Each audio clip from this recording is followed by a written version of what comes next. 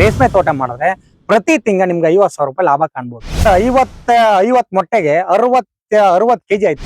ನನ್ನ ಪ್ರಕಾರದಲ್ಲಿ ರೇಷ್ಮೆಲಿ 25 ದಿನಕ್ಕೆ ದುಡ್ಡು ಕಾಣ್ಬೋದು ಸರ್. ಇದು ಜೀವಾಮೃತ ನಾವು ಇದೇನಾಗ್ತಾ ಇದೆ ಅಂದ್ರೆ ರೇಷ್ಮೆಗೆ ಕಳೆ ನಾವು ರಾಸಾಯನಿಕ ಗೊಬ್ಬರಗಳು ಬೆಳೆಸ್ತರಿಂದ ಏನಾಗ್ತಾ ಇದೆ, ಭೂಮಿನೂ ಹಾಳಾಗ್ತಾ ಇದೆ. ಈ ಭೂಮಿ ಹಾಳಾಗೋದ್ರಿಂದ ನಮ್ಗೆ ಏನಾಗ್ತಾ ಇದೆ, ಮುಂದೆ ನಮ್ ಫ್ಯೂಚರ್ ಮಕ್ಕಳಿಗೆ ಲೈಫ್ ಹಾಳಾಗ್ತಾ ಇದೆ. ಅದನ್ನ ಇವತ್ ಜನ ಏನ್ ಮಾಡ್ತಾ ಇದಾರೆ, ಅವ್ರಿಗೆ ಬೇಗನೆ ಬರ್ಬೇಕು, ಸೊಪ್ಪು ಇಳುವರಿ ಬರ್ಬೇಕು, ಇಳುವರಿ ಬಂದ್ಬಿಟ್ಟು ನಮ್ಗೆ ಬೇಗ ಅಮೌಂಟ್ ತಗೋಬೇಕು, ನಾವೆಲ್ಲಾ ಇದನ್ ಮಾಡ್ಬೇಕು ಅಂದ್ಬಿಟ್ಟು ಅವ್ರು ಏನ್ ಮಾಡ್ತಾ ಇದಾರೆ, ರಾಸಾಯನಿಕ ಗೊಬ್ಬರಗಳು ಹಾಕಿ ಹಾಕಿ ಹಾಕಿ ಭೂಮಿ ಹಾಳು ಮಾಡ್ತಾ ಇದಾರೆ. ನಾನು ಇಲ್ಲಿವರೆಗೆ ಸರ್ ಪ್ರತಿ ಬ್ಯಾಚ್ ಮಾಡ್ತಾ ಇದ್ದೀನಿ. ಜೀವಾಮೃತದಲ್ಲಿ ಬರಲ್ಲ ಅಂತಾರೆ. ಯಾಕೆ ಬರಲ್ಲ? ನಾವು ಅದನ್ನ ಶ್ರದ್ಧೆಯಿಂದ ಮಾಡ್ಬೇಕು. ಯಾಕೆ ಶ್ರದ್ಧೆಯಿಂದ ಮಾಡ್ಬೇಕು ಅದನ್ನ ಅಂದ್ರೆ, ನಮ್ಮ ಕೆಲಸ ಕಾರ್ಯಗಳನ್ನ ಒಂದ್ ಸ್ವಲ್ಪ ರಿಸಿಕ್ ತಗ ಮಾಡ್ಬೇಕು. ಅದನ್ನ ತಗತಾ ಇಲ್ಲ. ಇವತ್ತಿನ ಜನ ಫ್ಯೂಚರ್ ಏನಾಗ್ತಾ ಇದೆ, ಅವ್ರ ಕೆಲಸ ಏನಿದೆ ಅದನ್ನ ಮಾಡ್ಬಿಟ್ಟು ಬೇಗ ನಮ್ ಗೊಬ್ಬರ ಹಾಕ್ಬಿಡ್ತಿರೋ ಬಿಡ್ಬೇಕು, ಆಳ್ಗ ಲೇಬರ್ ಕಾಸ್ಟ್ ಆಗುತ್ತೆ ಅಂತಾರೆ.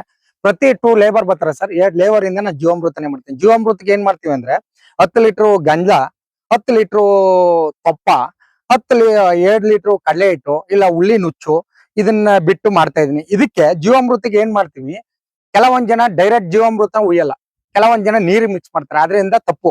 ಇದನ್ನ ಡೈರೆಕ್ಟ್ ಜೀವಾಮೃತನ ನಾವು ಕೊಡ್ತಾ ಇರೋದು. ಡೈರೆಕ್ಟ್ ಜೀವಾಮೃತ ಯಾಕೆ ಕೊಡ್ತಾ ಇದೀವಿ ಅಂದ್ರೆ, ಇದ್ರ ಜೊತೆಗೆ 2 ಲೀಟರ್ ಡಾಕ್ಟರ್ ಸಾಯಿಲ್ ನಮ್ಮ ಇಲಾಖೆಯಿಂದ ಕೊಡ್ತಾ ಇರಲ್ಲ, ಆ ಡಾಕ್ಟರ್ ಸಾಯಿಲ್ ನ 1 ಲೀಟರ್ ಯೂಸ್ ಮಾಡ್ಕೊತೀವಿ.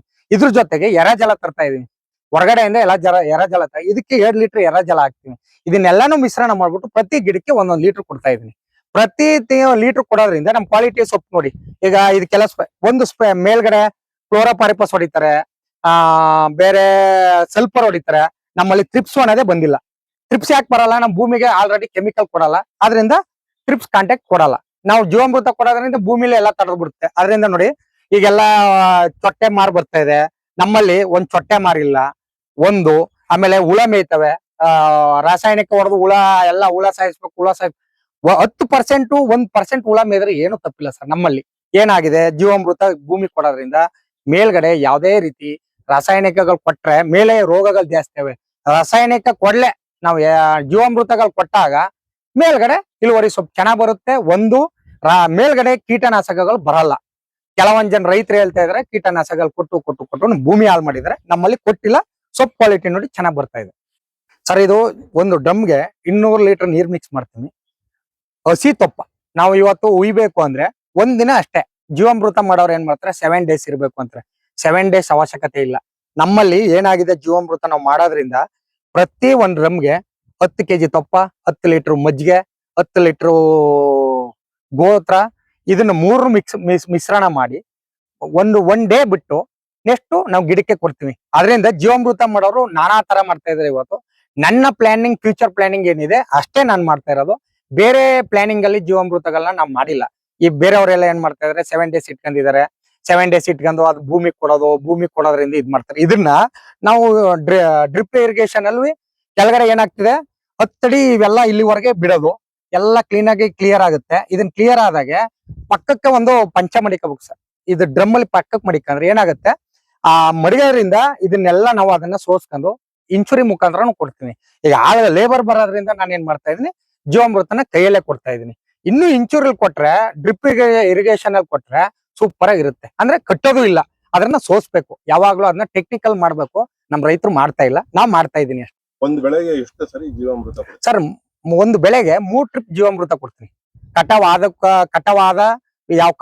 ಒಂದ್ 5 ದಿನಕ್ಕೆ ಸೊಪ್ಪು ಒಂದು ಅರ್ಧ ಅಡಿ ಬರ್ಬೇಕು ಸರ್. ಎಲ್ಲ ಏನ್ ಮಾಡ್ತಾರೆ, ಸ್ಟಾರ್ಟಿಂಗ್ ಗೊಬ್ಬರ ಕೊಡ್ಬೇಕು, ಹಂಗೆ ಭೂಮಿ ಕೊಟ್ಬಿಡೋದು. ಯಾವಾಗ್ಲೂ ಸರ್ ಒಂದ್ ಅರ್ಧ ಅಡಿ ಸೊಪ್ಪು ಬಂದಾಗ ನಾವು ಭೂಮಿಗೆ ಏನ್ ಕೊಡ್ತೀವಿ ಅದನ್ನ ಬೇಗ ಭೂಮಿಯಿಂದ ಗಿಡಕ್ಕೆ ಬೇಗ ಕೊಡುತ್ತೆ.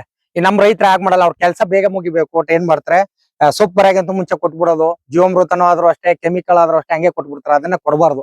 ನನ್ನ ಐಡಿಯಾದಲ್ಲಿ ಪ್ರಕಾರದಲ್ಲಿ, ನನ್ನ ಪ್ಲಾನಿಂಗ್ ಪ್ರಕಾರ ಮಾಡಿದ್ರೆ ಸೊಪ್ಪು ಇಳುವರಿ ಚೆನ್ನಾಗ್ ಬರುತ್ತೆ ಅಂತ ನನ್ನ ಅನಿಸಿಕೆಯಲ್ಲಿ ನಾನು ಮಾಡಿದೀನಿ. ಚೆನ್ನಾಗ್ ಬರ್ತಾನೂ ಇದೆ.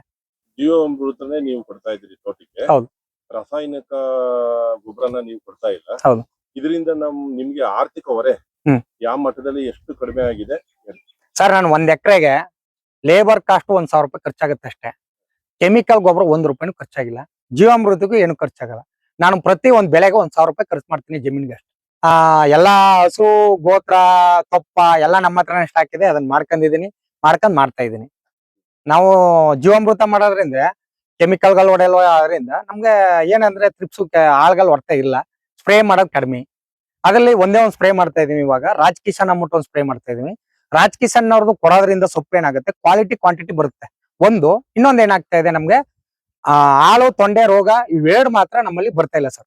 ನಾವು ಒಂದು 2 ಸ್ಪ್ರೇ ಮಾಡ್ತೀವಿ ರಾಜ್ ಕಿಶನ್ ಅವ್ರದ್ದು.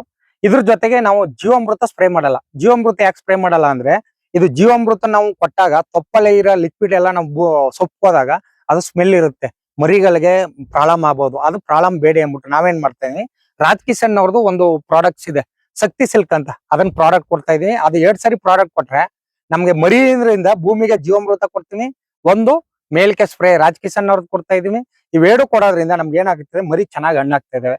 150 ಮೊಟ್ಟಕ್ಕೆ 150 ಕೆಜಿ ಬೆಳೆದಿದ್ದೀನಿ ಸರ್ ಪ್ರತಿ ಬೆಳೆಗೆ. ಹೋದ್ ಬೆಳೆ ಎಷ್ಟು ಕೆಜಿ ಆಯ್ತು ಸರ್ 50 ಮೊಟ್ಟೆಗೆ 60 ಕೆಜಿ ಆಯ್ತು ಸರ್. ಎಷ್ಟು ರೇಟ್ 760 ರೂಪಾಯಿ ಆಯ್ತು. ಎಷ್ಟು ದುಡ್ಡು ಸಿಗುತ್ತೆ? 38,000 ರೂಪಾಯಿ ಸಿಕ್ತು ಸರ್. ಖರ್ಚು 38,000. ನಾನು ಮಾಡಿದ್ದೆ 1,000 ರೂಪಾಯಿ. ಮರಿಗೆ ಏನ್ ತಂದಿದ್ದು 1,250 ರೂಪಾಯಿ ಮರಿ ಕೊಟ್ಟಿದೆ. ಅಷ್ಟ್ ಬಿಟ್ರೆ ಬೇರೆ ಏನು ಖರ್ಚು ಮಾಡಿಲ್ಲ.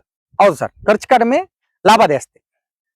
ಇದರಿಂದ ನಮ್ಗೆ ಲಾಭ ಅಂದ್ರೆ ಇನ್ನೊಂದು ಐಡಿಯಾ ಏನಾಗುತ್ತೆ ಸರ್, ನಾವ್ ಇವತ್ತು ಲಾಭ ತಕೋಬಹುದು. ಈಗ ಗೊಬ್ಬರ ಹಾಕ್ಬಿಟ್ರೆ ನಾಲ್ಗೆ, ಈಗ ಇದ್ರಲ್ಲಿ ನೋಡಿ ಈಗ ಮಾಡಿರೋದು, ಈಗ ಕಡ್ಡಿ ಹಾಕಿರೋದು 8 ತಿಂಗಳಾಗಿದೆ ಅಷ್ಟೇ. 8 ತಿಂಗಳಿಗೆ 50 ಮೊಟ್ಟೆ ಮೇಯ್ಸೋ ಮಟ್ಟಿಗೆ ಮಾಡಿದೀನಿ. ಯಾಕೆ, ಜೀವಾಮೃತ ಕೊಡೋದ್ರಿಂದ. ಇದನ್ನ 1 ವರ್ಷ ಕಾಯ್ತಾರೆ ಬೇರೆಯವರು. ಈ ಒಂದು ಕಡ್ಡಿ ಸೊಸಿ ನಾಟಿ ಮಾಡಿದ್ರೆ 1 ವರ್ಷ ಕಾಯ್ತಾರೆ. ನಾನು ಬರೀ 8 ತಿಂಗಳಿಗೆ 7 ಬ್ಯಾಚ್ ಮರಿ ಮೇಯಿಸಿದೀನಿ 50 ಮೊಟ್ಟನ. ನೋಡಿ, ನಾವ್ ಯಾವಾಗ್ಲೂ ಬೇರೆಯವರೆಲ್ಲ ಏನ್ ಮಾಡ್ತಾರೆ, ಜೀವಾಮೃತದಲ್ಲಿ ದಿನಕ್ಕೆ 7 ಟ್ರಿಪ್ ಮಾಡ್ಬೇಕು ಅಂತಾರೆ. ನಾವ್ ಯಾವತ್ತೂ 7 ಟ್ರಿಪ್ ಮಾಡಲ್ಲ. ನಾವು ಏನು ಇದನ್ನ ಹಾಕ್ತಿವಿ, ಇದು ಹಾಕದ್ಮೇಲೆ ನಾವು ಏನ್ ಟ್ರಂಚಿಂಗ್ ಕೊಡ್ತೀವಿ ಆ ಟೈಮ್ ಮಾತ್ರ ನಾವು ಇದನ್ನ ಆಡೋದು. ಅದರಿಂದ ಏನಾಗ್ತಿದೆ, ಈ ಸೂರ್ಯನ ಕಿರಣಗಳು ಇದನ್ನ ಮುಚ್ಚಿ ಮಡಗ್ಬಿಡ್ತಾರೆ. ಅದು ಮುಚ್ಚಿ ಮುಡಬಾರ್ದು. ಯಾವತ್ತು ಸೂರ್ಯನ ಕಿರಣಗಳು ಬಿಟ್ಟಾಗ ಜೀವಾಣುಗಳು ಮೇಲೆ ಆಟೋಮೆಟಿಕ್ ಉತ್ಪತ್ತಿ ಆಗಿ ಮೇಲೆ ಬರ್ತವೆ. ನೋಡಿ, ಈಗ ನೋಡಿ, ನಾವು ನೆನ್ನೆ ಉಣಿ ಹಾಕಿರೋದು, ಈಗ ಏನಾಗ್ತಿದೆ ನೋಡಿ, ಇಲ್ಲಿ ಗಮ್ ಅಂತ ಇದೆ. ಈ ಗಮ್ ಅನ್ನೋದ್ರಿಂದ ನಮ್ಗೆ ಏನಾಗುತ್ತೆ, ಭೂಮಿ ಯಾವಾಗ್ಲೂ ಇಲ್ಲಿ ನೋಡಿ, ಈ ಸೂರ್ಯನ ಕಿರಣಗಳು ಬಂದಾಗ ಈ ನೊರೆ ಅಂಶ ಎಲ್ಲ ಇದು ಜೀವಾಣುಗಳು ಉತ್ಪನ್ನ ಆಗ್ತಾ ಇದೆ. ನಮ್ಮಲ್ಲಿ ಜೀವಾಣುಗಳನ್ನ ಸಾಯಿಸ್ಬಿಡ್ತಾರೆ. ಚೀಲ ಮುಚ್ಚಿ ಮುಚ್ಚಿ ಮುಚ್ಚಿ ಮುಚ್ಚಿ ಜೀವಾಣುಗಳು ಸತ್ತಾಗ ಏನಾಗುತ್ತೆ, ಜೀವಾಮೃತ ಅಲ್ಲಿ ಎಕ್ಕುಟ್ಟೋಗುತ್ತೆ. ಯಾವತ್ತು ಇವದನ್ನ ಓಪನ್ ಆಗ್ಬಿಟ್ಟಾಗ ಸೂರ್ಯನ ಕಿರಣಗಳು ಬಿದ್ದಾಗ ಜೀವಾಮೃತ ಆಟೋಮೆಟಿಕ್ ಆಗಿ ಉತ್ಪತ್ತಿ, ಗ್ಯಾಸ್ ಉತ್ಪತ್ತಿ ಆದಾಗೆ ಇದೇ ತರ ಉತ್ಪತ್ತಿ ಆಗ್ತಾಗುತ್ತೆ. ಇದು ಬಂದಾಗ ಏನಾಗುತ್ತೆ, ನಮ್ಗೆ ಇದನ್ನ ಕೊಡೋದ್ರಿಂದ ನಮ್ಮ ಆರೋಗ್ಯನೂ ಚೆನ್ನಾಗಿರುತ್ತೆ ಯಾವಾಗ್ಲೂ. ಎಷ್ಟು ಲೀಟರ್ ಇದೆ ಸರ್ 200 ಲೀಟರ್ ಇದೆ. ಇದನ್ನ ಡೈರೆಕ್ಟ್ ಆಗಿ ಅಪ್ಲೈ ಮಾಡ್ತೀನಿ. ಕೆಲವೊಂದ್ ಜನ ಡೈರೆಕ್ಟ್ ಆಗಿ ಅಪ್ಲೈ ಮಾಡಬಾರ್ದು ಅಂತಾರೆ.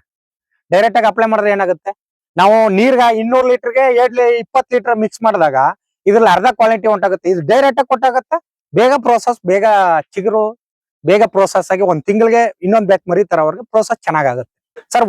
ಪ್ರತಿ ಕಟಾವಾದ ಮಾಡೋದಕ್ಕೆ ಒಂದು ತಿಂಗ ನೆಕ್ಸ್ಟ್ ಮರಿ ಬ್ಯಾಚ್ಗೆ ಸೊಪ್ಪು ಬಂದಿರುತ್ತೆ ಸರ್.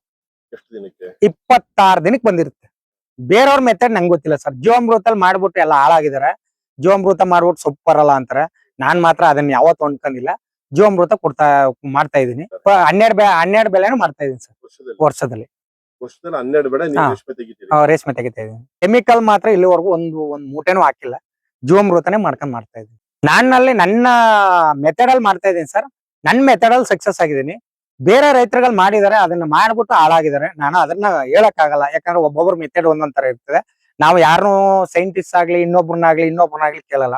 ನಂದ ಇಲ್ಲಿವರೆಗೆ ನನ್ಗ ಫ್ಯೂಚರ್ 17 ವರ್ಷಕ್ಕೆ ನಾನು ಅಗ್ರಿಕಲ್ಚರ್ ಸ್ಟಾರ್ಟ್ ಮಾಡಿದೆ. ಬೇರೆ ಒಂದ್ 40 ಎಕರೆ ಗುತ್ಕ ಮಾಡ್ತಿದೆ. ಆ ತರಕಾರಿಗಳು ಬೆಳೀತಿದೆ. ಅಲ್ಗೂ ಸಹ ನಾನು ಸಾವಯವ ಪದ್ಧತಿಲಿ ಅಲ್ಪ ಪ್ರಮಾಣದ ಸಾವಯವ ಕೆಮಿಕಲ್ ಹಾಕೊಂಡು ಸಾವಯವ ಪದ್ಧತಿನೇ ಮಾಡ್ತಿದ್ದೆ. ಅಲ್ಲೂ ಇಳುವರಿ ತಗತ್ತಿದೆ. 1 ಎಕರೆ ಟೊಮೊಟೊನ 40 ಟನ್ 45 ಟನ್ ಬೆಳೆದಿದ್ದೀನಿ ಜೀವಾಮೃತಗಳು ಮಾಡ್ಕೊಂಡೆ. ಹೊಸ ಬೆಳೆಗಾರರಿಗೆ ನಿಮ್ಮ ಹಿತವಚನ ಏನು ಸರ್? ನಮ್ಗೆ ಈಗ ನಮ್ ರೈತರೆಲ್ಲ ಏನ್ ಮಾಡ್ತಾ ಇದಾರೆ, ತುಂಬಾ ತರಕಾರಿಗಳು ಹಾಕಿ ತುಂಬಾ ಲಾಸ್ ಆಗ್ತಾ ಇದಾರೆ. ನನ್ನ ಪ್ರಕಾರದಲ್ಲಿ ರೇಷ್ಮೆಲಿ 25 ದಿನಕ್ಕೆ ದುಡ್ಡು ಕಾಣ್ಬೋದು ಸರ್. ಆದ್ರೆ ದಯವಿಟ್ಟು ರೈತರಿಗೆ ಹೇಳೋದೇನಂದ್ರೆ, ತರಕಾರಿಗಳನ್ನ ನಿಲ್ಸಿ. ಮಾಡಬೇಡಿ ಅಂತ. ತರಕಾರಿಗಳು ಬೆಳೆದೇ ಜೀವನ ಇದ್ ಮಾಡಕ್ಕಲ್ಲ.